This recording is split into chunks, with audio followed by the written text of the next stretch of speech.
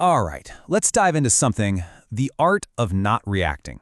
Now, this is an idea that could genuinely change how you handle, well, pretty much everything. It's all about finding and mastering that little bit of quiet space, the gap between what the world throws at you and how you decide to deal with it. I know. It sounds a little crazy, doesn't it? I mean, we live in a world that's all go, go, go. It wants an answer right now, but what if your greatest strength, your most powerful move, was actually doing nothing?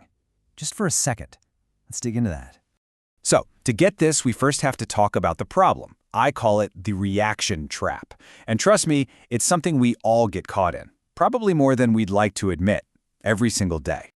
You know the feeling, right? You fire off that email and, that instant regret. Or you snap at someone you love over something totally tiny. Yeah, that's the trap. It's that flash of anger, that spike of anxiety that just makes you act before you think.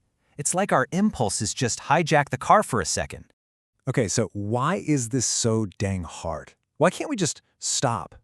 Well, the good news is it's not some personal flaw. You're not broken. It turns out we're actually built this way.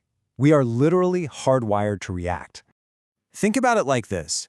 That ancient primal part of our brain, the part that screamed, "Run," when a saber-toothed tiger showed up, that's the exact same system that goes into overdrive when you get a nasty email from your boss. The wiring is the same. But here's the problem. A stressful email isn't a tiger. It doesn't need that split-second physical freakout. And this is where things get really interesting. This is the big shift. We're going to talk about the power of stillness. It's about finding this incredible strength, not in lashing out, but in being deliberately, powerfully still.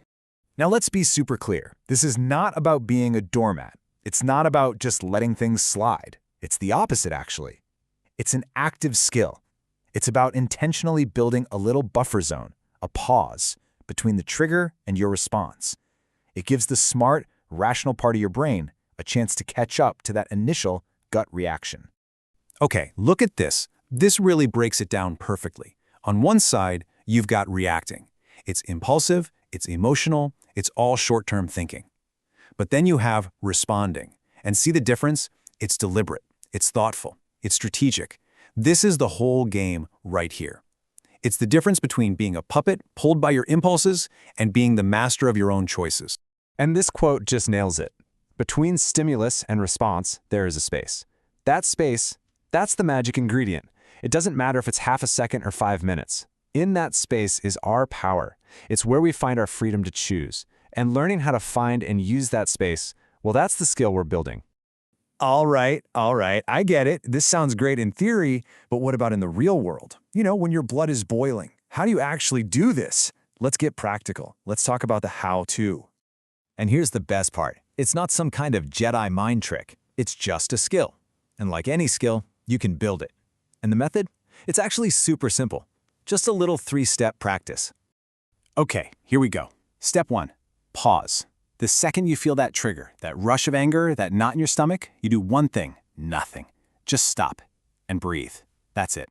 Step 2, acknowledge. Just notice the feeling. You don't have to fight it or judge it. Just label it in your head. Okay, that's anger. Or, wow, I'm feeling really defensive right now. Just naming it gives you a little bit of power over it. And then, step 3, choose. Now that you've got a little space, you can actually decide what to do next. You can pick a response that actually helps you instead of just one that feels good for a split second. And when you start doing this, even a little bit, the benefits, man, they're huge. They start popping up everywhere. The rewards you get from mastering this one little skill are just immense. So what happens? Well, for starters, you get more clarity. And with more clarity come better decisions. And with better decisions, you get stronger relationships. I mean, the list just keeps going. You're going to feel your stress levels go down because you're not picking fights you don't need to. Your focus gets sharper. You become a better leader, a better partner, a better friend, because you're the one who's calm when things get crazy. And maybe the best part? You get to know yourself so much better. You start to see what really makes you tick. So, when you boil it all down, it comes to this. Every single frustrating moment of every single day gives you a choice. Are you going to be a puppet to your impulses, or are you going to be the master of your responses? That's the choice. So I'll leave you with this. The next time the world pulls at you, the next time you feel that trigger, are you going to react or are you going to respond? The power isn't out there. It's in that little space. and it's yours anytime you want it.